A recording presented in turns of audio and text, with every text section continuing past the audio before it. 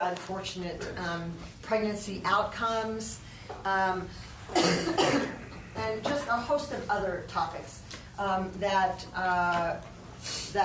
people ought to know about, and a lot of people don't know about. So I just mentioned a couple of those as a way to just broaden the frame for a minute before I narrow it down to abortion.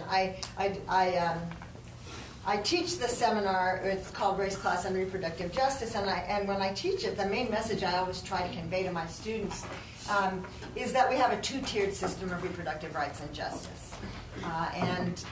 Really, ever since I started teaching the course, which must be at least 25 years ago now, it's been clear that the law in the area impacts economically privileged and white women quite differently than it impacts poor women, non-white women, women in abusive homes, teenagers, LGBTs. There's a whole other host of folks out there for whom the word reproductive rights, at least in terms of access to abortion, hasn't really meant too much for a long while, and whose other reproductive interests have never really been on the table, such as the interest to actually be a mother and have a society that supports one in that choice. Focusing, as I do in that seminar on the law's impact on some of the most vulnerable people in our society, I do that not only because that's the right thing to do, but it's also educational. And I want to just give a little plug for that. I think first focusing on vulnerable women reveals that systems of subordination actually operate intersectionally. They actually are mutually reinforcing in important ways that I think we often don't think about in our society. I've done a bit of writing on that. And secondly, focusing on the most vulnerable people in any given area is important for a different reason, or educational for a different reason that's more relevant to what I'm going to be talking about today, which is that I think it reveals the tactics that get used by those who would turn the clock back to an era where women's equality was really only given lip service and nothing more. And I think when we see what is allowed to happen to less powerful, less privileged women in our society, we get a little hint of what could happen to the rest under the right conditions. And again, I want to emphasize, I don't think that's the reason to care about it. I think it's important to care about what happens to just women to whom bad things are happening right now, but I also think it can be a little bit of a wake-up call, and so that's one of the reasons I wanted to talk about immigration and abortion today. So, as many of you know, there's a young woman who's using the pseudonym Jane Doe, who is a 17-year-old undocumented immigrant and came to this country a while back without her parents. And while she was detained last year in an immigration shelter in Texas, she was told by the medical staff at that clinic that she was pregnant. We don't know how she became pregnant, but we do know that many women who make that hazardous trip from home to here are raped along the way. So that could be how she ended up pregnant. We also know that rape is common in many immigration detention facilities. So that could be how she ended up pregnant. In any event, she found herself in that situation, and last September, with the aid of a couple of court-appointed representatives, she sought and obtained what's called a judicial bypass under Texas law. And this is a common provision that abortion statutes in states around the country have that allows a judge to order that a minor should be given the abortion that she is seeking if she's competent, if and when the court determines that she's competent to make her own decision. So the court decides on the competency question, and if the court feels that the teenager is able to make the decision on her own, then the court orders that the abortion be performed. So it's a way for teens to get around other sometimes onerous provisions that apply to teenagers seeking abortions. So she sought and obtained an order from a Texas state judge saying you can have an abortion. But then the private detention facility where Jane Doe was being housed refused to allow her to attend any abortion-related appointments in Texas, like a lot of places. You don't just go in and get your abortion. First, you're required to go in and have counseling. in which the doctors are mandated to tell you certain information that may or may not be accurate in terms of what we know scientifically. And then you're usually required to wait for anywhere from 48 to 72 hours and then come back and have the procedure done. So she had to leave, was going to have to leave at least twice to satisfy all those requirements under Texas law, and the detention facility refused to let her go to anything. So, aided by the ACLU, Jane Doe filed suit in federal court alleging that the facility in which she was being detained had violated her constitutional right to terminate her pregnancy.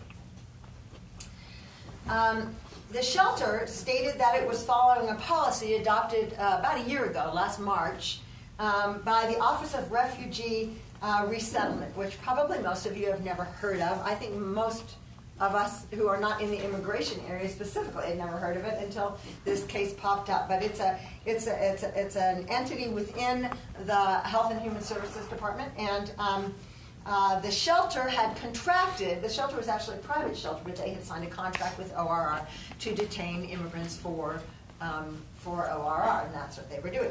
Well, this policy that had been adopted a year ago prohibits staff of the agency from taking any actions to help a minor in ORR custody to get an abortion unless the head of ORR has personally authorized the procedure, which, as far as I have seen in the media, he has never done.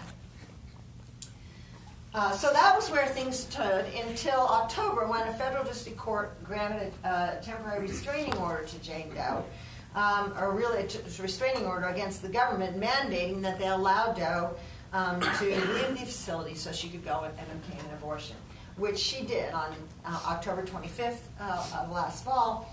A month after the abortion had been ordered by the Texas state court, Jane was able to terminate her pregnancy. Now, like, that month-long wait might not sound like very much, but in the world of pregnancy, a month can be a long time. For example, Texas prohibits a woman from terminating a pregnancy after 20 weeks of gestation, and it's really hard to even tell whether someone is pregnant until 6 or 8 weeks. So that only gives you, a few months to get things done. And by the time Jane obtained her abortion, she was very close to that 20-week limit. So if much more delay, and that she would have had to leave the state to try to get her abortion. Despite this resolution of Jane's immediate problem, however, the case is now before the U.S. Supreme Court on a kind of a side issue that I'm not going to talk much about, but just to mention it so you know how it got there. The federal government, has asked that the original TRO under which she was released be vacated as moot, which is, I think, somewhat extraordinary to ask for the vacation of a TRO after everything's already happened. But those procedural issues I'm not particularly concerned with today. Now, since Jane Doe's story became public, several other cases have actually come to light, so that I learned just a couple of days ago that advocates for at least 6 additional detained immigrant teens are now seeking to have a class certified so that they can bring a class action lawsuit against the government about these refusals to let detainees obtain abortions. And then some other interesting information has come out as well. Esquire magazine reports that Scott Lloyd, who is the director of the ORR, the person who has to give the permission if a teenager is going to get an abortion, and this is a quote, receives a spreadsheet every week containing information on every pregnant teen in ORR's custody, including the fetus's gestational age and whether the teen has asked for an abortion. So that's close supervision, close surveillance of this issue. When I read about this, it actually reminded me of something that folks in my field knew a lot about back in the latter part of the last century, which makes it sound farther ago than it feels. But between 1967 and 1990, the country of Romania in Eastern Europe was governed by a quite repressive governmental regime, and that government really wanted to increase the population of the country. And as a result, abortion was completely banned, as far as I remember. It's possible there was an exception for some reason, but I think it was pretty completely banned. And the part that this story about Scott Lloyd reminded me of was that women, all the fertile women in the country, were required to have a gynecological exam every year in which it was determined whether they were pregnant or not. And if they were pregnant, then the government followed them closely throughout their pregnancy until they gave birth, ostensibly to assure their health, and perhaps that was part of the reason, but I think the perception at the time was very much that it was also to assure that they didn't terminate their pregnancies. So those kinds of regimes have existed in the past, you know, as Margaret Atwood said when she was commenting on her book, The Handmaid's Tale, that, of course, as you probably know, has become a television show now. She said that because she grew up in Nazi Germany, she knew that it can't happen here, cannot be depended on, as she put it. And she actually made a point of including in her book no scene that represented something that had not happened somewhere before in the past. She tried to be very true to history in the events that she depicted in that book. In any event, so there's a chilling side to just that notion, for me, of the pregnant immigrants list, which is what I'm calling it, that Scott Lloyd keeps. No other detention facilities in the United States, for example, those run by ICE or by BPP, Border Protection and Patrol, monitor or restrict abortions like ORR does. So this is unusual in the federal government. Anyway, what I want to spend a few minutes talking to you about, and I hope there'll be plenty of time for Q&A also, is the tactics that the federal government is using in defending that policy, the legal tactics in terms of the arguments they're making in their filings, and how those relate to both the past and the future. So I found the case particularly interesting because on the one hand, the tactics that HHS is using and the Solicitor General representing them really seem to parallel in a lot of important ways the tactics that have always been used to try to undermine the constitutional right to an abortion. I actually want to tell you a little bit about the history there just to make that point. And yet at the same time, there's a way in which what's happening in this case strikes me as fundamentally different also. And it therefore presages a potential shift in the strategy that the religious right is using in cases like this, and perhaps more broadly as well in litigation and statute passing in this country. So it's important, before I take a step back a little bit and tell you a little bit about the history, it's important to note that the federal government in this case, it's called Hargan versus Garza, the federal government has never denied that Jane Doe has a constitutional right to obtain an abortion. That's never been something in this case that they've ever tried to deny. Their argument has always been, instead, simply that the government isn't obligated to help her exercise that right. And that argument is really paradigmatic of the arguments that have been used, or the strategies that have been used to try to undermine the impact of the constitutional right to obtain an abortion, and really that have been used by legislatures and by litigators since the 1970s. So let me just tell you. Let me just say one other thing. So what's interesting, what characterizes those attacks on Roe is that they weren't direct attacks. It has been rare throughout all that 40-year history for anybody to say Roe should be overturned. It has come up. The Supreme Court almost did it once. But that's not been the focus. The focus has been to pass statutes that attempt to limit access to the procedure. So almost immediately after Roe versus Wade was decided in January of 1973, these kinds of attacks began. And the efforts were aimed at the most vulnerable women, basically for obvious reasons. Women who can't access abortion if it's too expensive or too time-consuming or too difficult to obtain discreetly. For a variety of reasons like that, the statutes were aimed at particularly vulnerable groups. One of the most important cases where access was dramatically affected was one of the first ones that was handed down by the U.S. Supreme Court. It's called Harris versus McRae. It was decided by the court in 1980. In that case, the court upheld something called the Hyde Amendment. How many people know what the Hyde Amendment is?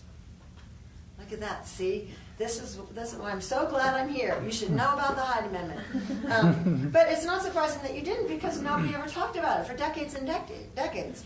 So the Hyde Amendment is a statute, federal statute, that has prohibited federal funding of abortion virtually continuously since 1976. It's been passed in various forms, but it's almost always been on the books, and it prohibits federal funding of abortions. Now, what does that mean practically?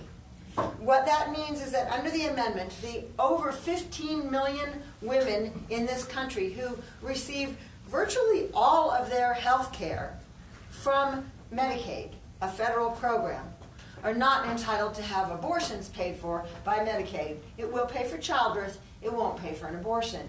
Nor will it pay for a Peace Corps volunteer to get an abortion, or a person in military service to get an abortion. No federal funding of abortions. That has been in place for a long, long time. And I'll make a couple more comments later on about how under the radar that amendment was. Again, notice that Harris and the Harris versus McRae and the Hyde Amendment, which is the statute that it upheld, didn't directly attack or change the constitutional right to obtain an abortion at all. It simply made it much more difficult for poor women to exercise that right. Okay?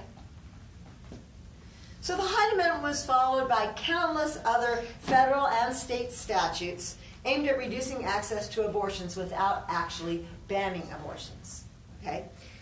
Those statutes included prohibitions against using federal funds, against using federal hospitals, and all sorts of a whole little cottage industry of statutes taking off from Harris and the federal money tie. But one of them was prohibitions against using federal hospitals for abortions. Mandatory waiting periods, like the one I mentioned. Onerous clinic requirements imposed on abortion clinics. You've probably heard about those because they've been happening more recently. Time limits in terms of at what point in the pregnancy you could no longer terminate it. Parental and even husband consent and or notification requirements.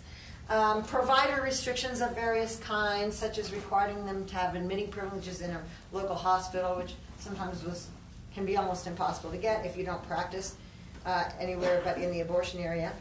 And many more statutes like this. Almost all of these types of laws have been upheld by the courts. Many of them were justified with spurious, factually inaccurate claims to be protecting women's health. And virtually every type of abortion restriction or regulation that has been passed has increased the cost, the inconvenience, and the time that it takes to terminate a pregnancy. So cumulatively, these laws have also dramatically decreased the number of clinics, as you've probably heard, and the number of doctors providing the procedure. So what this entire strategy did was to leave Roe standing, but almost as a shell of its former self in terms of the practical impact that it made on the availability of abortions to large sectors of our society. The entire strategy of the anti-choice movement, I think, is actually nicely summed up by a recent headline I happened to see in an article on Rewire, which is an online news service specializing in reproductive issues. The headline read, "Legalizing abortion means nothing if there's no access." And that's exactly what we've learned by watching these developments over the last 30, 40 years. So ORR's policy of not helping women, as they put it, not helping them get abortions, that is, along with its admission that Jane Doe is protected by the constitutional right under Roe, kind of makes it a typical attempt to reduce access while leaving Roe standing. It's in line with these other strategies that have been used for a long, long time. But what's so striking to me about the government's use of the attack access strategy, as I'm calling it, is that the case stretches the meaning of access restriction beyond the breaking point. And because of that, to me, it makes us think about what is the future going to look like. So let me say a little bit about those arguments the Solicitor General made on behalf of HHS in this case and what I think they tell us. So first, he argued the government has no obligation to facilitate, that's the government's word, to facilitate access to abortion. The government has no obligation to facilitate access to abortion. And actually, the Solicitor General's brief cited the Harris case for this proposition, the case that said the Hyde Amendment is okay. So that's a pretty broad reading of Harris. If you think of the fact that Harris was simply about whether the federal government could decide not to spend its money to subsidize the needs for an abortion of poor women. Now, there are actually some very good arguments that were made in that case, especially by dissenting judges and also by lawyers, and that are often made to criticize it. There's some really good arguments why Harris was a very poor decision and actually did violate some constitutional rules, like the unconstitutional conditions doctrine, which probably you haven't heard of. But even just on its own terms, Harris was just about the denial of financial support. It wasn't about the denial of other forms of facilitating access or about other types of blocking access that could be attempted by the government. So the Solicitor General, in my opinion, overstates Harris. But secondly, and perhaps more importantly, Mr. Noel Francisco is our Solicitor General at the moment, argued that the ORR's refusal to let Jane leave the shelter to get her abortion merely constituted refusing to facilitate that abortion. A little tiny info nugget about current abortion law. So right now, under the current standard, we've moved a little bit away from what Roe originally said, and now under the Casey case, a state can pass laws or engage in actions that impact women who want abortions as long as the state's actions don't impose an undue burden on that person. No, they don't unduly burden the abortion right. And so basically, the Solicitor General argued that refusing to let Jane leave the shelter did not impose an undue burden on her access to her right to obtain an abortion. But let's think about that for a minute.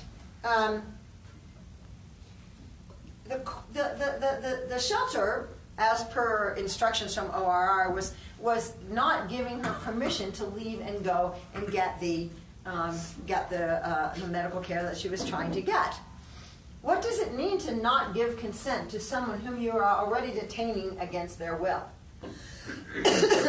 And I think I could share with you the reasons they gave why she actually had some options, some other ways to get the abortion that would not require any action on the part of the shelter, but they were very spurious and laughable. And I can tell you about those later in Q&A if you want to hear about them. But basically, just the basic argument that by locking her up and refusing to let her out, they were merely refusing to facilitate an abortion is in many eyes ludicrous. Linda Greenhouse, whom you may have heard of, she was a Supreme Court reporter for the New York Times for many years.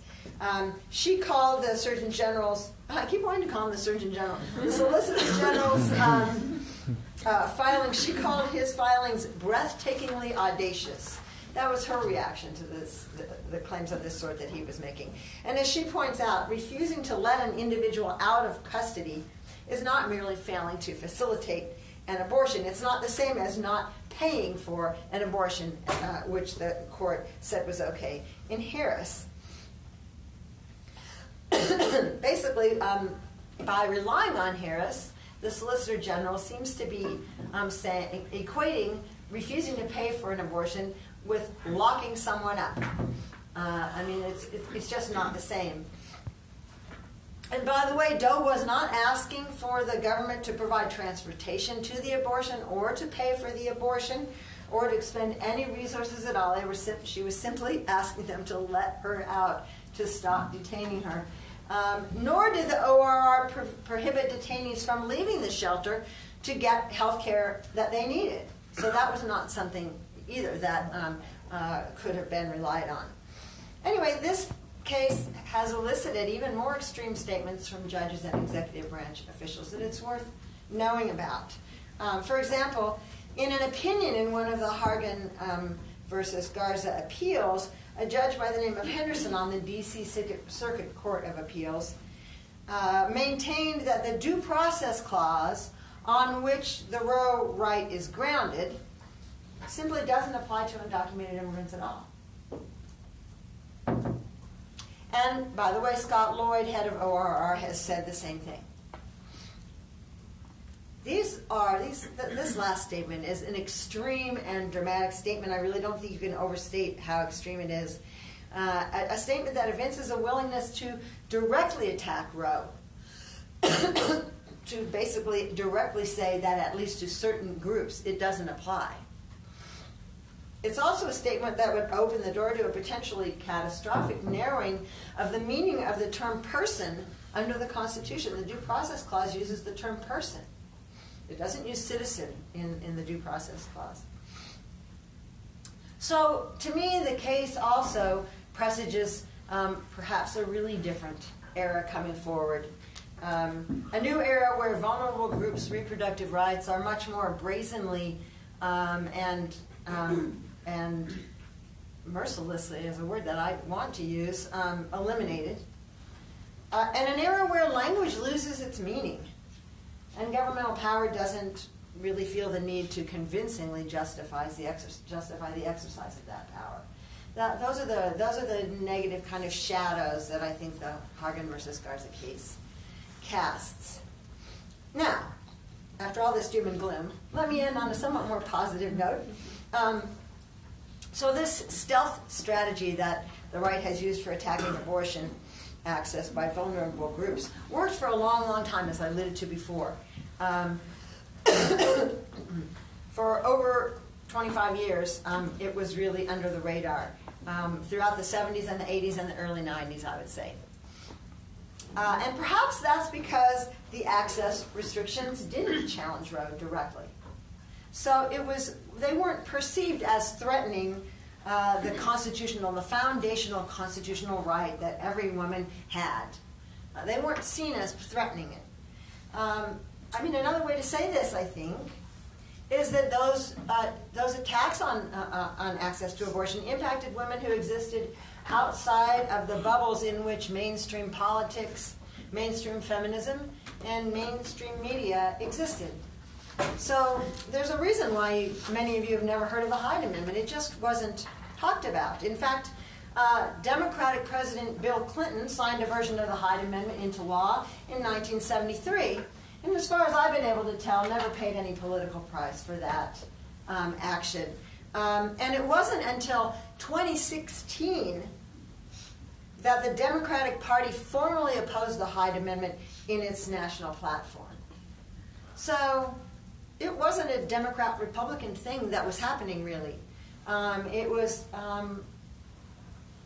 It's hard for me to say anything other than our society was willing to have what was happening to vulnerable women happen. Now, the good news is over the last 15 or 20 years, things have begun to change. Today, people are noticing these concerns that I've been raising, and people beyond the groups that are directly affected are noticing, and that's a good thing. Today, intersectionality isn't just a word used in law review articles, but it's actually a word used by my students in their classes and by reporters on TV. So things are changing. And social justice movements are supporting each other's issues and collaborating together to produce change, as happened recently in this very law school. So hopefully, for me, my hope is that Jane Doe will be the canary in the coal mine, perhaps. Hopefully non-immigrants and men and all sorts of other folks will realize that meaningful, practical abortion and contraception access are essential to all people's liberty and equality, and that if government can snatch from vulnerable women the constitutional right to get an abortion, perhaps without even ever having to say so directly, then it can snatch all sorts of other rights from all sorts of other folks.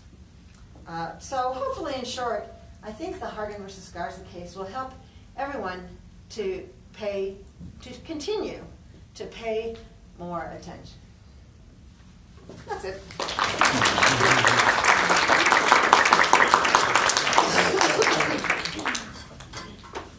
Questions? Comments? Where's the class action suit at right now? I don't think they've even been certified yet. Okay. So it's at a very early stage. And I'm not familiar with, 6 sounded a little bit small to be a class action, but I haven't done class action work, so I'm not sure if it's going to be tough for them or not. We'll see. And I imagine they'll find more people as well. Yeah? You said you might mention the alternatives that were offered to her to obtain. Oh, yeah, I'd be happy to tell you. I can probably remember them, but I'll pull up my notes. I think I remember. So first they said, well, if you want an abortion, you can leave and you can go home. You can go back to the country you came from. We don't know what country that is. But we do know, the lawyers for her have let people know that it's a country in which abortion is available only if you can show that it's medically necessary. So she would not be able to terminate her pregnancy if she went back home. Other facts about her particular situation, she apparently left a violent home. So there are reasons why it was a glib answer to tell her you could just go home. The other thing they told her was that she could get a sponsor. So under immigration law, I know this much, which is that hopefully it's right. If you have a sponsor in the U.S., then they can kind of vouch for you, and you can get let out of detention. But my understanding is that the sponsor has to be somebody you knew before you got here. So they said, well, you can go get a sponsor, but she didn't know anybody, before she came. So she didn't have any potential sponsors. Plus the time that it would have taken to get all that paperwork done, she probably would have already had the baby by then, or certainly been past the 20-week limit for a Texas abortion. So those were the arguments that the government made as to why it wasn't really getting her way. Mr. Hush, I almost said, that's funny. Just to comment on the first piece, so individuals that are under ORR have already been found to have a credible fear of persecution. So the fact that you would leave violates what the immigration officers already decided, that if you go back to home, then you're going to be persecuted. That's amazing. That's great. That's a great point. And I was wondering who ends up in ORR versus other places. That helps me to understand the difference between other types of detention. Yeah.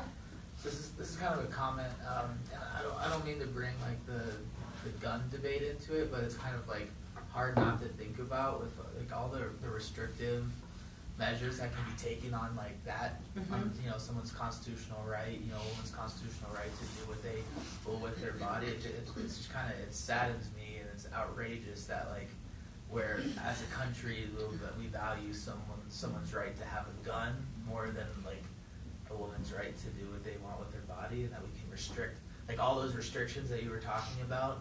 Like if that were flipped, it just to the gun side, it's That's a very interesting comment to me. I didn't know which way you were going to go, and I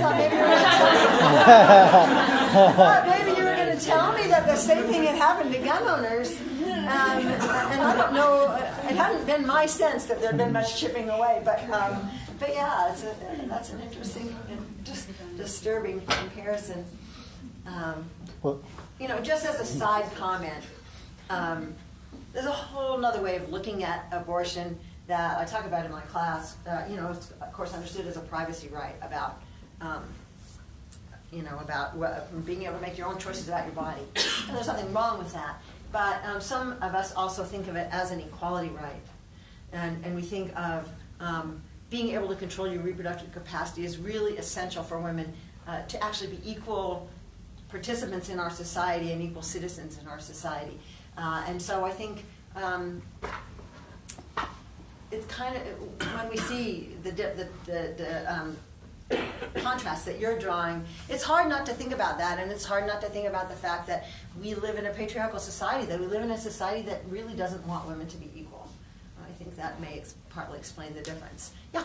Does this OR deny women other access to other reproductive or women's health concerns? Is it just abortions, or what? You said there's a spectrum. I was wondering what else on the spectrum they're able to access. Well, what I meant is health issues, not just reproductive health issues, but health issues of any kind. You know, you need to get antibiotics because you have the flu or an infection or something. You know, I just meant the whole gamut of healthcare. Whenever they have to leave, they get to go. I don't know whether they're allowed to access contraception. Do you know? Is that what I you're don't know, at? but I was just going to make a comment that I know you mentioned, I guess, ICE and maybe some other facilities aren't having the same issues.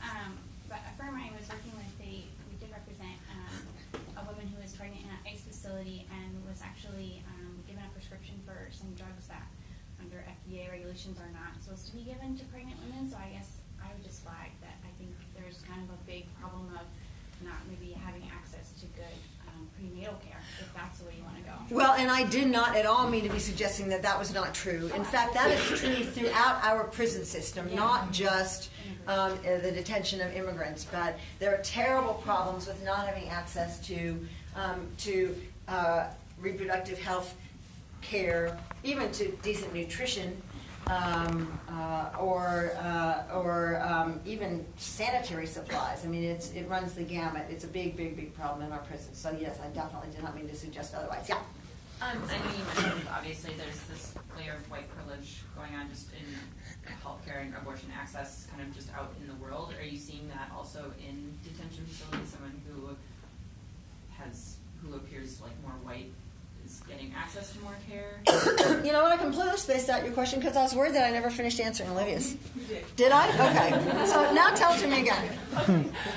You talked about that like kind of layer of white privilege that exists in abortion access. Just kind of out in the world. Is that also happening in these facilities?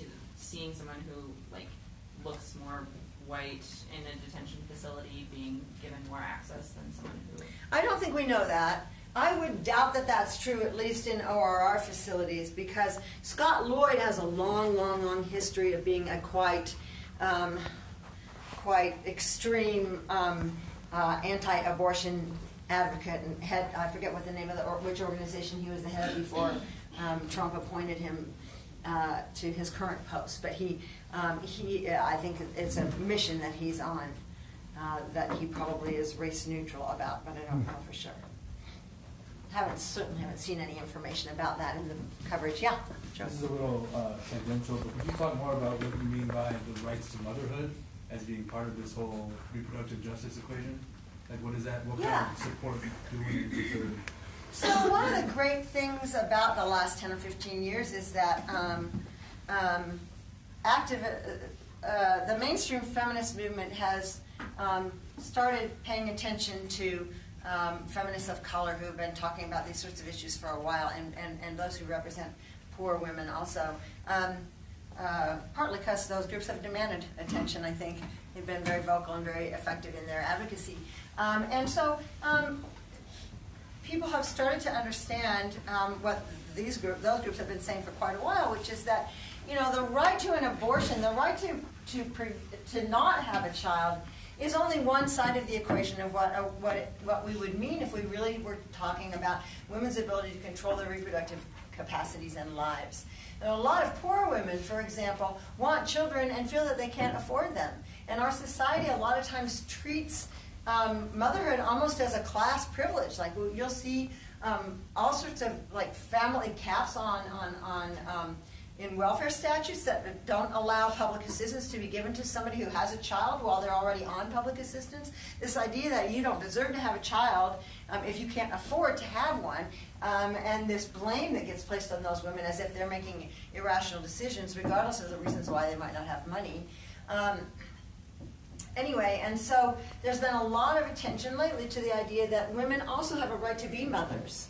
And that the right to be a mother means the right to have the resources to provide adequate health care and education and housing and nutrition for the child that you have, and to be able to assure them a safe and successful life.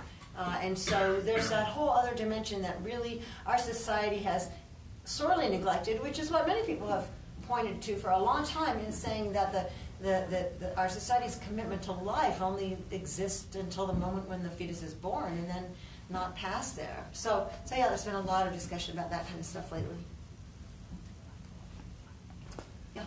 A lot of these cases, in doing research, for example, on homeless rights and indigent rights, which goes to some of these family issues, it seems that the courts have ruled that we have a negative right against the government. Like, the government can't stop a woman from having an abortion, but the government has no affirmative duty to assist people with getting health or accommodation or all these different things. And so for, I think, decades now, the law has been against such cases. Do you see any area in which people can challenge that, or it's being challenged, or has the dust settled so much on that law that we have to work around it? Well, here's the problem, and it's a big problem. I mean, at least in the reproductive area, for example, the reproductive area is governed by the federal Constitution. And we have a very, very out-of-date Constitution.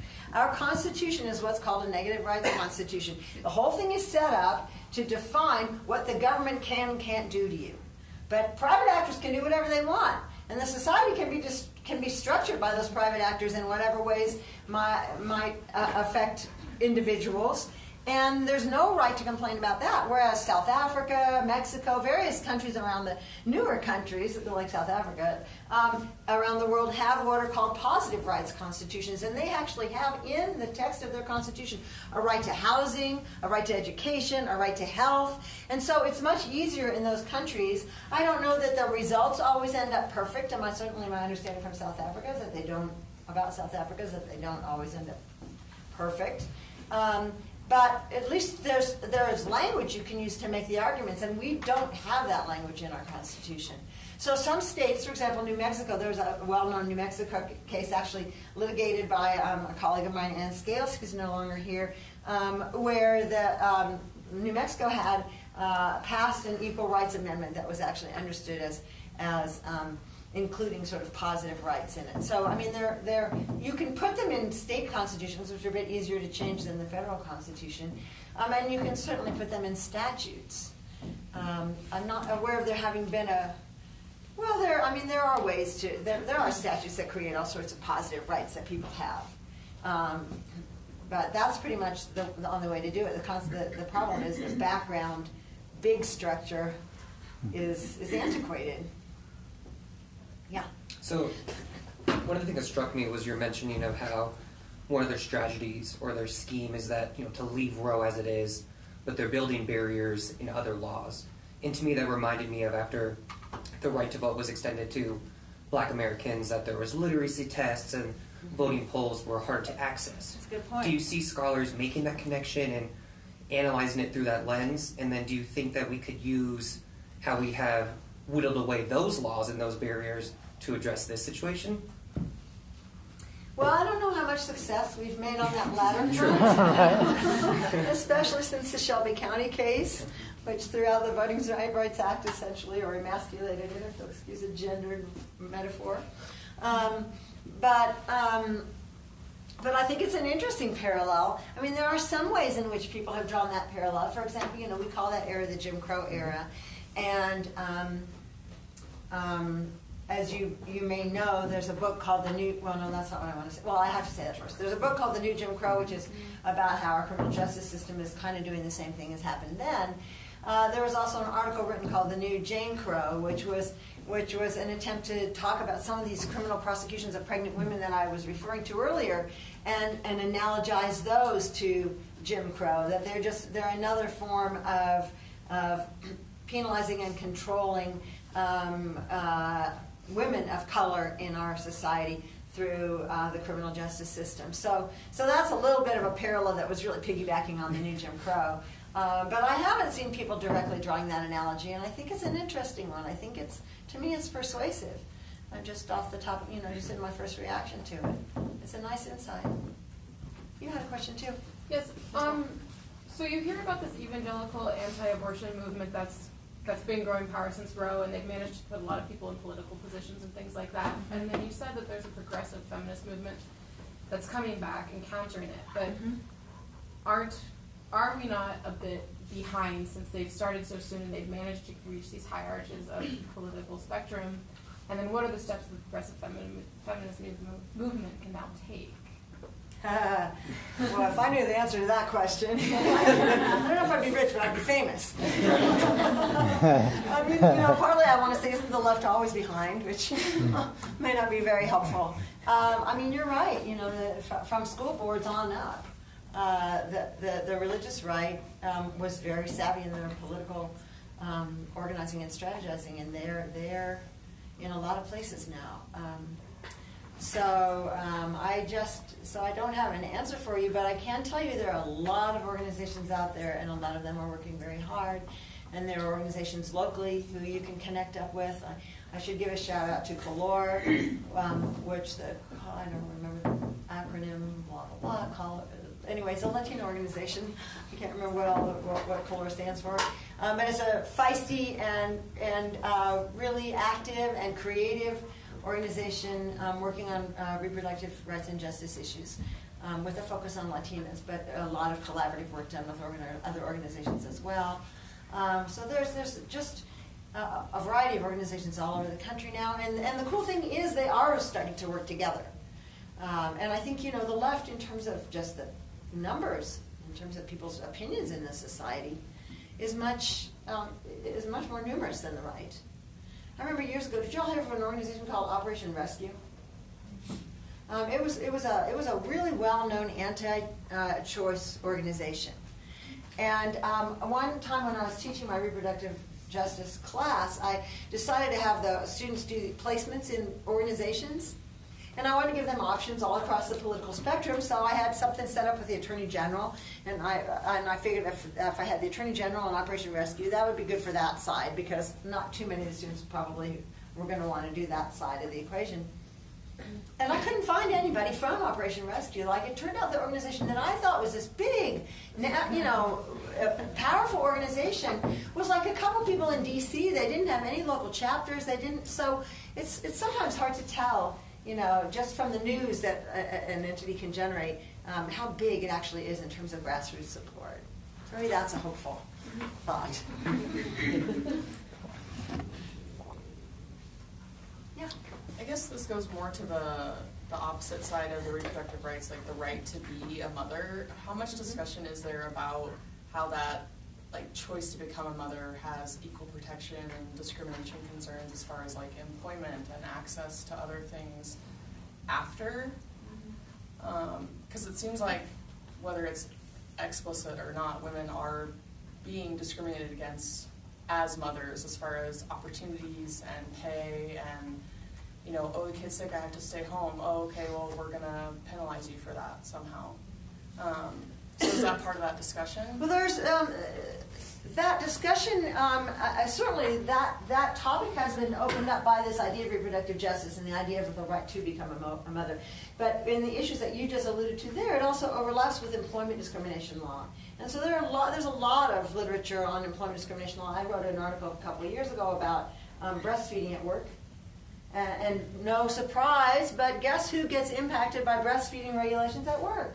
Not privileged white women. They get to go into these, women lawyers, they get to go into these fancy lactation rooms that have TVs and coffee machines and, it's all very elaborate and lovely. So, it really depends on who you are. But there's a lot of discussion about that. And, of course, even within the mainstream feminist community, it's been known for many, many decades that the workplace is structured around the model of a male worker. And so it doesn't make it possible for women or men who are parents to very easily deal with what having a family entails. So we have a lot of work to do there also, and I think there are people working on that too. I mean, there definitely are. Yeah. A follow-on to that is there's a minister, Jim Wallace, a progressive Christian, who writes that if we want to lower abortion rates, support mothers so that they can have children when they want them, so that they can work and so that they can raise children and be able to make that choice without it coming at a great cost. And there another piece that I'm curious about is Colorado had passed some legislation to offer contraceptives to teenagers, and can you talk about how that worked out in Colorado and what do you think? Oh, I'm sorry. Go ahead. No, go ahead and just what you think about that as well. I mean, let me first react to the first comment, the quote, because that makes me think about Romania again. So in Romania, the government promised that they would provide a lot of support to parents because, of course, if they were going to outlaw abortion, there were going to be much bigger families. And then they didn't provide anything. And the result was tons of kids ended up in state orphanages. Oh. Like their parents were giving them up. They couldn't take care of them. So it's a very good point. Mm-hmm.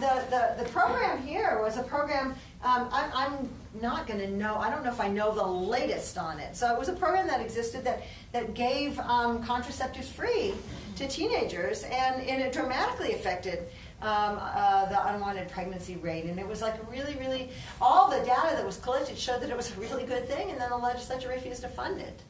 But then I thought it came back. Didn't it come back? It was either refunded or someone privately funded There it. was a lot of talk about raising money to privately fund it, but I have this feeling that eventually the legislature did what it should. I don't know if Mr. Driscoll, you're not. I'm pretty sure that there is a program. Yeah, I think it came. It was just so. Abortions by 15%. It what? It's reduced teen abortions by something like 15%. Yeah, the numbers were dramatic. So yeah, it's absolutely true that, I mean, it also would really help if we didn't have abstinence-only programs in the vast majority of high schools around the country now, because teenagers don't even know how to avoid getting pregnant. You know, they don't even know the basic ABCs of it anymore. So that's a big problem too. It's endless, the problems. Yeah, Well, Joey, and then I'll come to Well, I didn't Kelly. have a question. I had kind of a motivating message. basically. Oh, okay, let me get Kelly real quick, and then I can. Well, I sort of, it's sort of a question, it's sort of a comment. Like, because, when we're discussing, especially your point about, the ORR saying, well, we're not standing in your way, and we're not blocking you from having abortion, we're just not facilitating you doing it.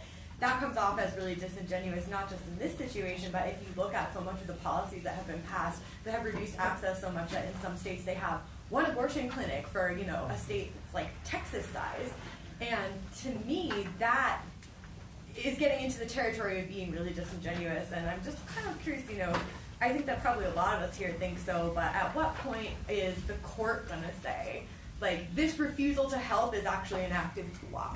Well, the courts have been some of the problems. I mean, some of the things courts have said have been truly outrageous, and this is what I mean by language losing its meaning. I mean, I do start thinking about 1984 and war is peace, and this is where we're getting to, I think, in our culture, unfortunately. But what was the second part of your question? Basically just like, what do you think that The Supreme Court, the Supreme Court. Do not look to the Supreme Court. The Supreme Court is gone. It will be absolutely useless from this point going forward. It just will. I mean, the next person to go is Kennedy, and he's been the one tipping the scales in all the abortion cases. Sometimes he rules the way you want, the way I want, and the other times he doesn't. But he's going to be replaced by Trump, most likely. And Gorsuch is already a disaster. So, no, forget the Supreme Court. I'm sorry. But that's what I mean. Like, at what point, what can we do when it's like Pass this is the law of statutes. the land Pass at this statutes point? in your states. It has to be a state and local thing. And there's a lot that can be done there, Joey. So to go off, what can you do, right? What can you do? To go off what Darren was saying, the NLG is based on movement lawyering, right? It's not necessarily based on what practice area I'm going to go into. I'm going to be this kind of lawyer, and I'm going to make this much money. I'm going to work for this agency. The NLG is about finding movements of people that have ideas, that are trying to bring things to the fore, that are trying to create systemic change, right? And so in this room right now, we have students that are interested in immigration, we have black law students, Latino law students, we have DU, Dems, ACLU, all that. So it's cheesy, but it starts right here. That's what it is. So think about that. But it's not necessarily about what we can specifically do, but how we can do it across the board. A great example of that is marijuana law. I mean, our governor fought it even after we passed the ballot initiative. He was saying how bad it is, it's bad for the kids. And now with Trump and Jeff Sessions, he's gone to D.C. and argued that it's the greatest thing since, sliced bread. So Yeah, that might just be go where the money is, that's true. way to undercut my argument. I think we're going to lose the crowd. Just as an offer, if folks are interested in getting involved with like NARAL Colorado, one of my good friends is the political director there. If you want to get involved with Color, I know the folks who are there. Get involved in community organizations and move that into your lawyering and your legal practice, because they're the ones actually doing the movement work, and you have to find a way to help them, whatever it is. And so if folks are interested in connecting to them, I can do what I can, or you can look them up online too. And I can help out with that too. All right.